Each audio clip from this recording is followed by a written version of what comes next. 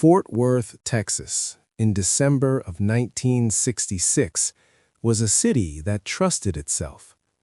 Seminary South Shopping Center was built on that trust. On the morning of December 23rd, 3 girls entered that space without hesitation. They did not arrive cautiously. The trip was discussed openly and treated as routine. Nothing about it suggested risk or deviation from normal plans. Rachel Elizabeth Trlica was 17 years old, but her life had already taken on adult structure. She was married. She worked consistently. She was known for planning ahead and keeping commitments. People who knew Rachel described her as cautious, not impulsive. She was not someone who disappeared from obligations or avoided responsibility. That detail would later matter, because when Rachel vanished, questions would be raised about whether she chose to leave. Those questions never aligned with who she was. Rachel documented her plans. She followed routines. She checked in. Before leaving the house that morning, she left a handwritten note for her husband, Tommy. The note was brief and practical. She wrote that they were going to Seminary South Shopping Center and would be back by 5 o'clock. There was no ambiguity in the message, no hint of conflict, no language suggesting uncertainty. It reflected expectation, not departure.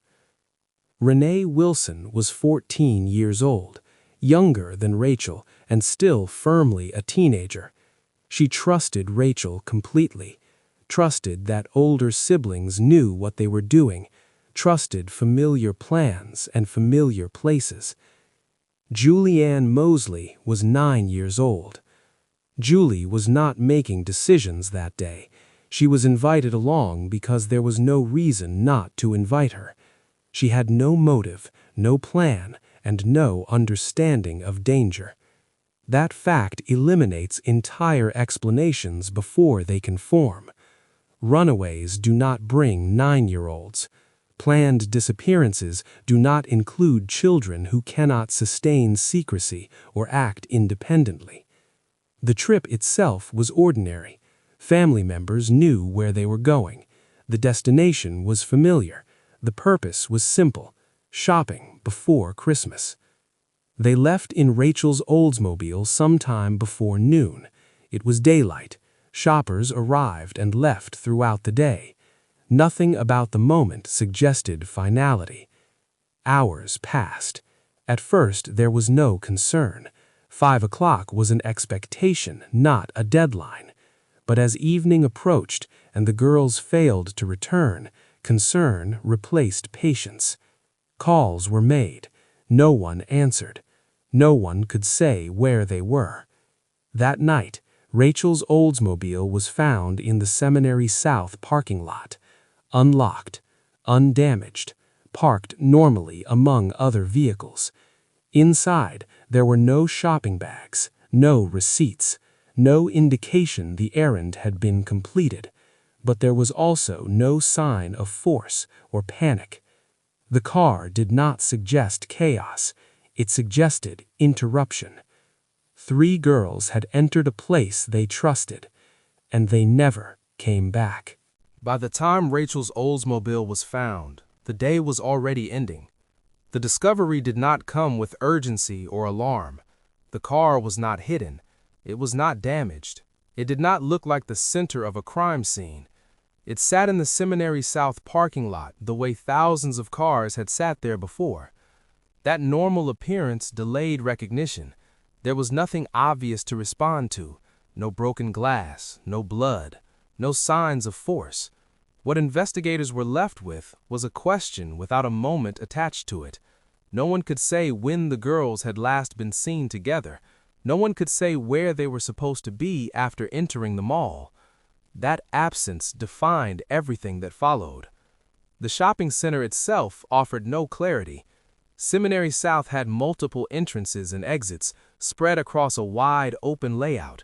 Shoppers moved freely between stores, parking areas, and surrounding streets. People came and went without recording time or direction. In 1966, surveillance cameras were not part of public life. There was no footage to review, no record to rewind. Witnesses were limited to memory. Some recalled seeing teenage girls walking together. Others remembered a child matching Julie's age near storefronts. None of those recollections could be placed precisely in time. None could be confirmed. None could establish a moment when something changed. The girls did not vanish from isolation. They vanished from visibility. That distinction complicated the investigation immediately. Police initially treated the situation as a delayed return rather than an emergency disappearance. Rachel was 17 and married. Renee was a teenager. Julie was young, but assumed to be with the others.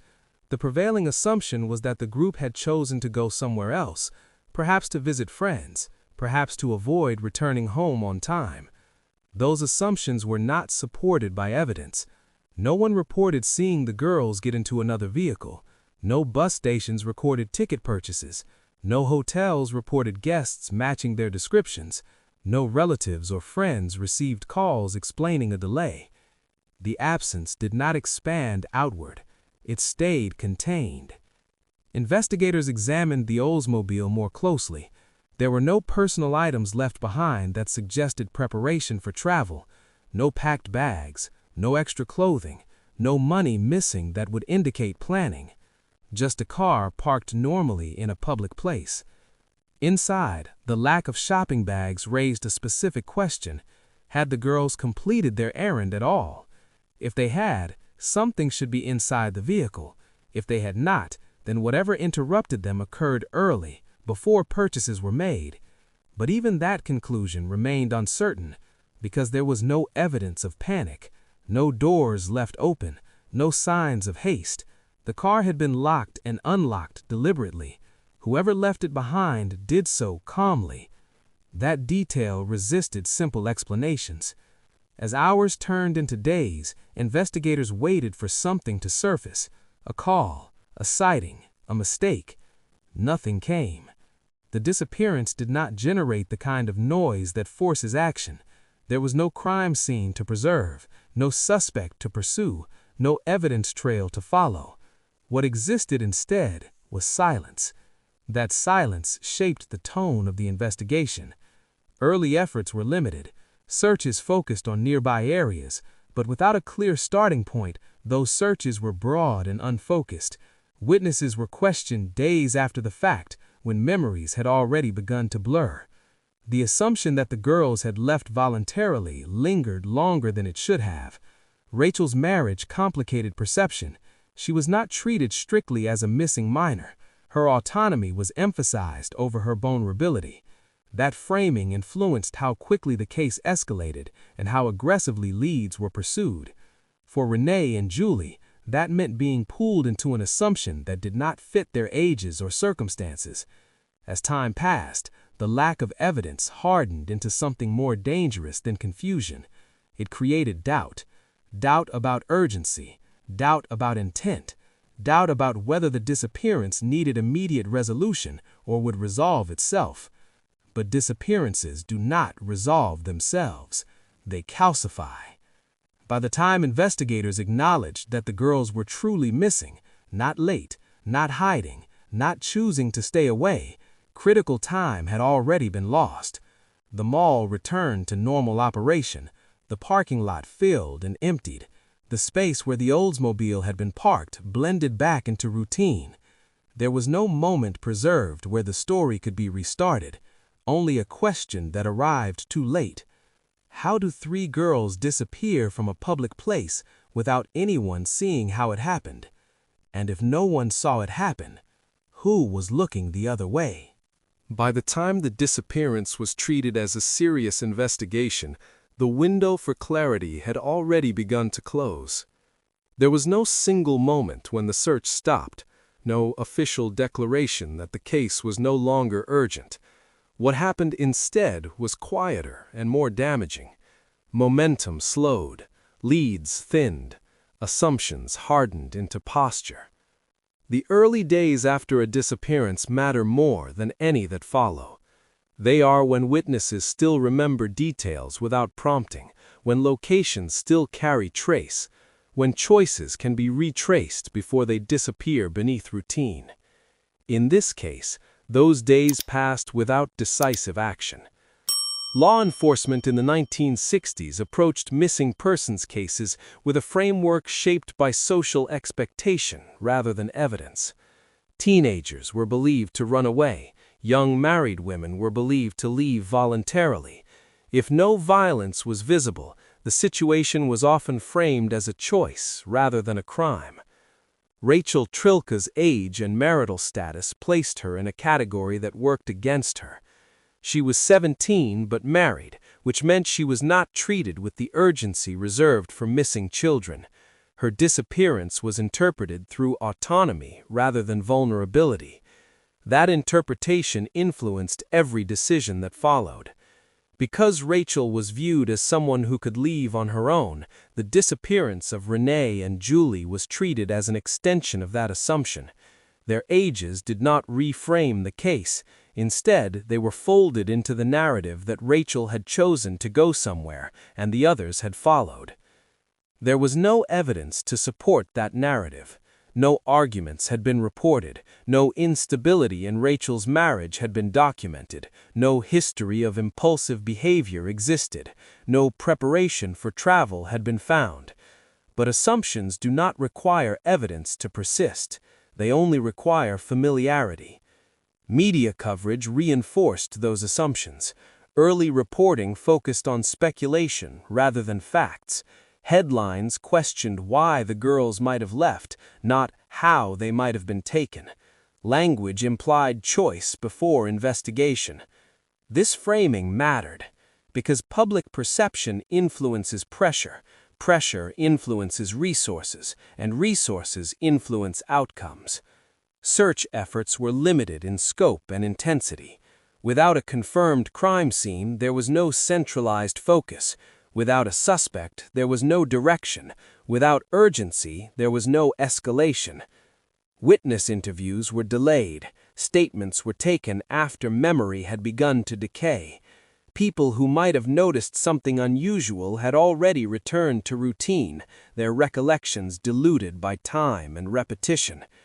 Seminary South itself was never treated as a secured location. The area where the car had been found was not preserved. Foot traffic continued. Environmental context was lost. This was not negligence born of indifference. It was failure born of misclassification. The disappearance was not recognized for what it was until it no longer looked solvable. Families felt that shift immediately. They searched on their own. They contacted friends, relatives, and strangers. They asked questions police were not asking. They followed leads that had not been logged. They refused to accept explanations that did not fit what they knew of the girls. But families do not have tools. They do not have authority, and they cannot recover time. As days became weeks, the case drifted into a category law enforcement had no urgency for, unsolved but unresolved, not active but not closed, a space where cases wait rather than move. By then, the damage was permanent. Witnesses who might have recalled seeing the girls with someone specific could no longer place faces in time. Vehicles that might have seemed unusual blended into traffic. Opportunities to reconstruct the girls' final movements disappeared as the mall's routine erased its own history. The system did not collapse loudly. It simply failed to respond quickly enough. And that failure shaped every theory that followed. Because when evidence is not collected early, later explanations become narratives instead of conclusions. Suspicion replaces certainty. Possibility replaces proof. The disappearance of the Fort Worth missing trio was not unsolved because it was complex. It was unsolved because it was underestimated. By the time investigators acknowledged that 3 girls had not simply chosen to vanish, the case had already lost the one resource it could never recover: time. The silence did not break suddenly. It seeped in slowly, stretching days into months, months into years, until the absence of information became its own form of permanence. For families, silence does not bring acceptance. It creates space for possibility, and possibility without answers can be cruel. Then the letters began. They did not arrive immediately after the disappearance. Time had already passed. Hope had already begun to thin. That delay mattered because it framed the letters not as reactions but as interruptions, messages that reopened wounds that had started to scar. The letters were said to be from Rachel Trlica. They arrived sporadically, addressed to family members, written in language that suggested movement and uncertainty but avoided specifics. The tone was calm, reassuring, almost deliberately ordinary. The writer claimed that Rachel was alive, that she was with others, and that she could not return yet. There were no locations given, no timelines, no explanations that could be verified. For families, the effect was immediate and devastating. Proof of life, real or perceived, changes everything. It suspends grief, it resets waiting, it transforms absence into anticipation. Every word becomes a signal, every omission becomes a clue. But investigators faced a different obligation. They had to determine whether the letters were authentic. Handwriting experts examined them. Some believed the writing resembled Rachel's. Others pointed out inconsistencies, differences in slant, pressure, and formation. Linguistic analysis raised questions about phrasing that did not match Rachel's known patterns of communication. Nothing was conclusive, and inconclusiveness is its own kind of answer. The letters contained no actionable information, no details that only Rachel would know, no references to shared memories that could not have been learned secondhand. The content was vague enough to be written by someone familiar with the case, but not necessarily involved in it. That ambiguity forced investigators into a narrow corridor. If the letters were real, someone was alive and being controlled or choosing to remain hidden. If they were not, someone was deliberately manipulating a family already living in uncertainty. Both possibilities were disturbing. The timing of the letters added another layer of complexity. They appeared after media coverage had circulated widely. Details about the case were public. The absence of early police urgency was known. Anyone seeking attention or influence had enough information to craft something convincing. The letters did not demand money. They did not threaten harm. They did not ask for help. They existed only to assert presence and deny resolution. That made their purpose difficult to define. Eventually, the letters stopped. There was no escalation, no explanation for their end, no final message. The silence returned without warning, heavier than before. For families, the damage was lasting. Hope, once reintroduced, does not fade gently. It fractures. It leaves behind questions that cannot be answered and expectations that cannot be resolved.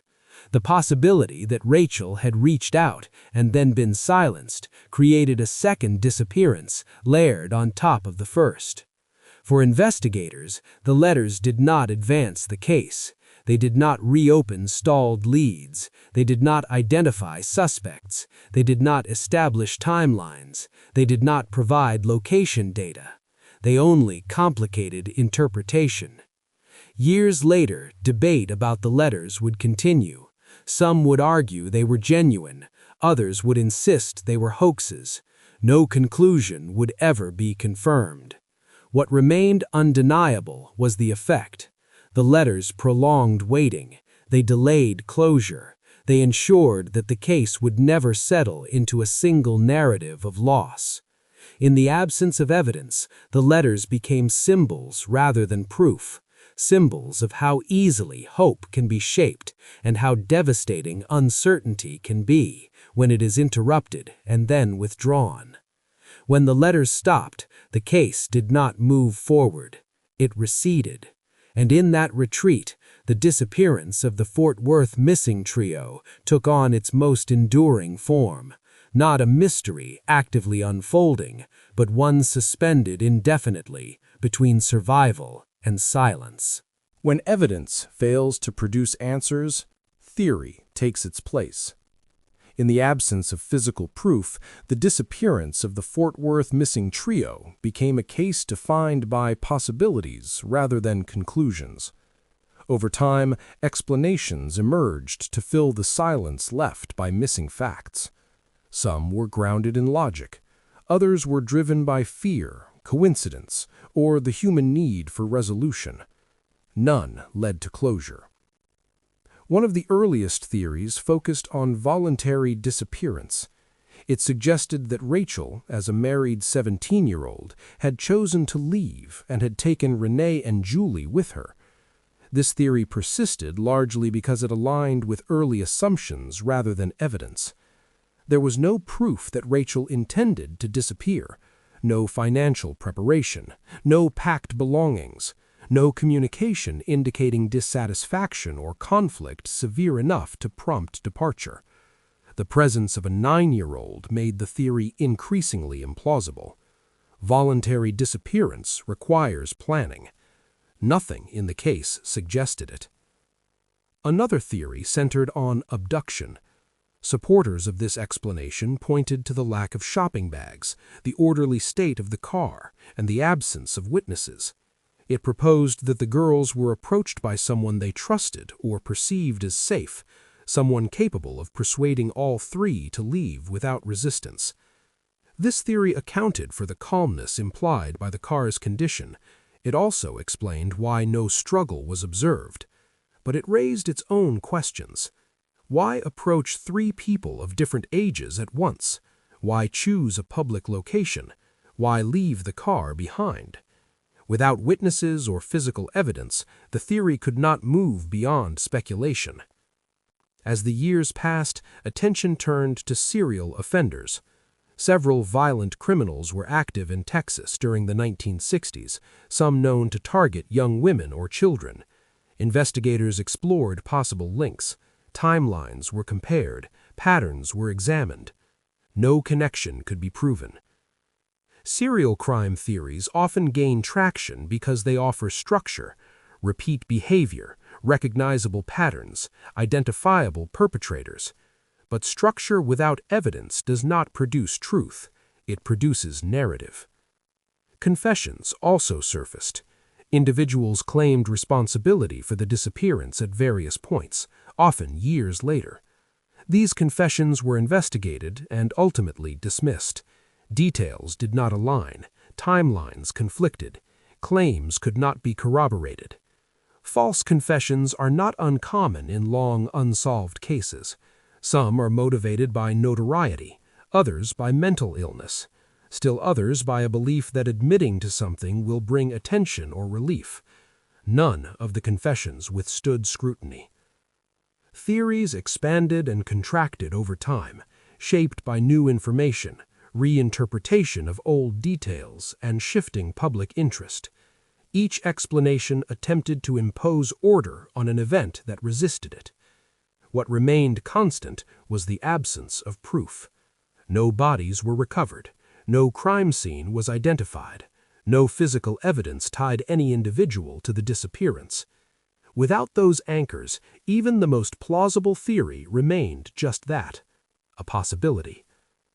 The danger of theory lies not in imagination, but in certainty. When explanations become accepted without evidence, they risk closing cases that are not closed. They create narratives that feel complete, but rest on assumptions rather than facts. In this case, no theory met the threshold required for resolution. The girls remained missing, not because investigators lacked ideas, but because ideas could not replace evidence. The passage of time compounded the problem. Witnesses died, records degraded, Locations changed. The mall itself evolved, its original layout altered, its history layered beneath new construction. With each passing year, the space for answers narrowed. Theories multiplied because they had to, but closure never arrived.